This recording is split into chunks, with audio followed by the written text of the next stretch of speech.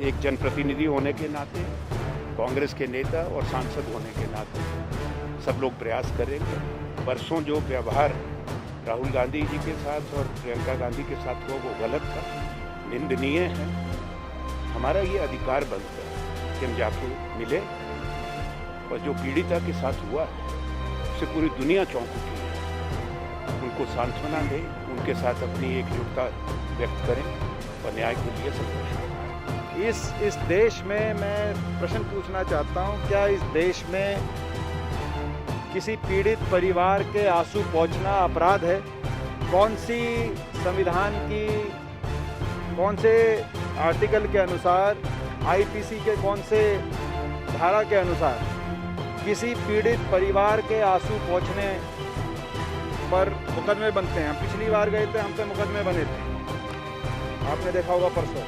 और आज भी पुलिस अपराधियों पे कार्रवाई करने की बजाय सारा पुलिस प्रशासन हमें किस प्रकार से रोका जाए वहां पहुंचने तक, उस पे उनका ध्यान केंद्रित है। ये बड़ा दुर्भाग्य है। इजाजत भी मांगी है आपने ऑफिशियली, पिछली बार कहा गया था अधिकारियों के द्वारा कि आप बता के नहीं आए, परमिशन नहीं लेके आए, कुछ ऐसा फॉर्मेट भी अपनाएंगे आपने? देखिए, हम पूरी इजाज़त भी मांगेंगे। जो हमको जब कहा जाएगा, पिछली बार कहा गया था कि धारा 144 है, आप अकेले चले जाए, राहुल जी ने कहा था मैं अकेले चला जाता हूँ। और आज भी जो कहा जाएगा, हम उसके अनुसार सारे नियमों का, सारी बातों का पालन करने के लिए पूर्णतः तैयार हैं। जो प्रशासन हमें गाइडलाइंस दे कि किस प्रकार से जा सकते हैं, मगर हम ये उत्तर मानने को तैयार नहीं कि आपको वहाँ पे जाने नहीं दिया जाएगा। ना मीडिया को, ना आपको, ना किसी को। कैसे पूरे गांव को, उस परिवार को बंधक बना के रख सकते हैं? ये कौन सी न्याय की परिभाषा हुई, कौन सी प्रक्रिया हुई? प्रदेश सरकार क्या करती है?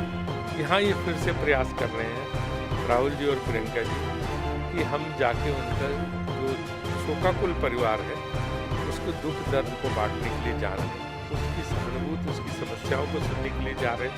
सरकार को क्यों रोकना चाहिए? जाने देना चाहिए। जबरदस्ती रोक रहे हैं। पहले मीडिया को रोकते रहे, अब उनको समझ में आया कि पूरे देश में आक्रोश हो गया है, अंतर्राष्ट्रीय स्तर पर आक्रोश हो गया लोगों में, तब फिर उन्होंने मीडिया अलाउ किया। अब जो है लोग पॉलिटिकल लोगों को रोकने से क्या फायदा? तो जाने देना चाहिए। अगर वहाँ पे जाके स्थिति देखते हैं वो क्या करते हैं। सर, कितने लोग जा रहे हैं? कितने आप लोग के यहाँ से हमारे तमाम नेताओं को? राहुल जी, प्रियंका जी के साथ सारे सांसद और प्रमुख नेता। और डीएनडी पे तो अभी से रोक टोक, अब वही रोक टोक तो करेंगे, वो रोक टोक करेंगे, यही तो गलती है। अगर रोक टोक न करें, सरकारें गिरती क्यों? इसीलिए गिरती हैं।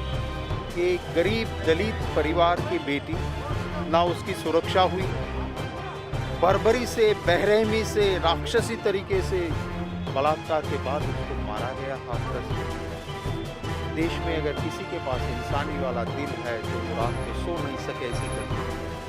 और उसके बाद वो परिवार कहता है कि हमारे संस्कार मना करते हैं, सूर्यास्त के बाद अग्नि संस्कार नहीं हो सकता है, हमारी बेटी का आखिरी मुंह देखना है, अंतिम रस्म करनी है, तो अभी उसको घर लाने दो।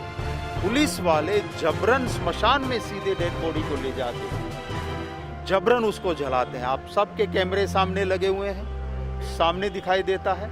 परिवार अपने आप को घर में बंद कर लेता है कि नहीं, रात को हम अग्नि संस्कार नहीं कर सकते हैं। उसको डराया धमकाया जाता है, मीडिया के कर्मियों को डराया धमकाया जाता है। और जब इन सब अत्याचारों के खिलाफ कांग्रेस पार्टी के हमारे नेता राहुल गांधी जी लोकतंत्र की आवाज़ उठाने के लिए जाते हैं, धक्का दे के गिराने की कोशिश होती है, उनको रोका जाता है। कौन सी ऐसी चोरी छुपाना चाहते हो, ये हमारा सवाल है। परिवार को न्याय दिलाना और पूरे देश में जागरूकता पैदा करना। ये उत्तर प्रदेश में पिछले 3.5 साल से क्या हो रहा है, कैसी सरकार है, कोई लॉ एंड ऑर्डर नहीं है। इस तरह के बलात्कार, इस तरह की हत्याएं हर आए दिन होती रहती है। इसलिए पूरे देश को जागना चाहिए। श्री राहुल गांधी जी और प्रियंका गांधी जी के नेतृत्व में पूरा कांग्रेस नेतृत्व हाथरस जा रहा है। एक पीड़िता बेटी के परिवार को ढाढ़स बंधाने, उनके आंसू पोंछने उत्तर प्रदेश और भारतीय जनता पार्टी की सरकारें इतनी खफा क्यों हैं? वो क्यों वो क्यों जिद लगाए हैं कि कांग्रेस के नेता वहां नहीं जा सकते? क्या पीड़िता के आंसू पोंछना पाप है? क्या पीड़िता के साथ, परिवार के साथ खड़ा होना अपराध है?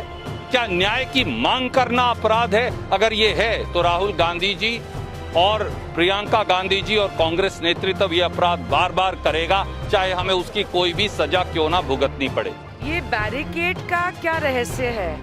अगर ऑपोजिशन पार्टी के नेता पीड़िता के परिवार सदस्यों से मिलना चाहते हैं, योगी जी क्या छुपा रहे हैं? हम जाएंगे, मिलेंगे, एक संवेदनशीलता जताने की जरूरत है। इसमें इतनी घबराहट क्यों है योगी सरकार को? क्या छुपा रहे हैं वो? ये पहली बार तो नहीं हो रहा देश में कि पॉलिटिकल लीडर्स किसी ऐसे परिवार से मिलने जा रहे हैं जो पीड़ित हैं। देखिए कितनी अजीब और गरीब परिस्थिति है देश में। एक लोकतांत्रिक देश में एक ऑपोजिशन लीडर को पुलिस से लड़के अपना कर्तव्य पालन करना पड़ रहा है। और आदित्यनाथ और अजय विष्ट जी की जो सरकार है, बीजेपी की सरकार है, वो पूरी ताकत लगा रही है कि एक ऑपोजिशन लीडर को लोगों तक रोकने ना पहुंच पाए उसके लिए। ये लोकतंत्र में कभी देखा है? भारतवर्ष के इतिहास में कभी ये हुआ है? ब्रिटिश के टाइम पे होता था। Our only purpose is to see the family members and to hear their grievances. This is not allowable in a democratic country. Yeah, that's what he's day before yesterday also he categorically told the police people, if you are not allowing the crowd, if you are allowing the crowd, okay. If you allow me alone, I'm ready to go alone. That also doesn't allow them.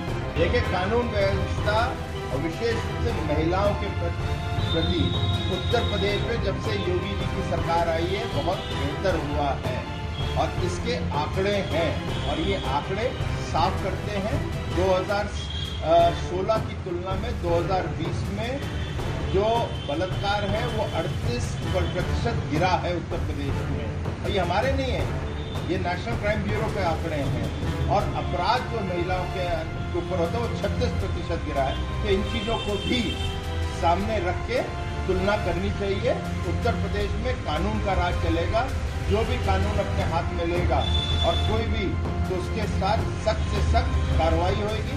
न जाति देखी जाएगी, न धर्म देखा जाएगा। इस तरह की खबरें देखने के लिए आप हमारे चैनल को लाइक करके सब्सक्राइब कीजिए और नोटिफिकेशन बेल ऑन कीजिए। धन्यवाद।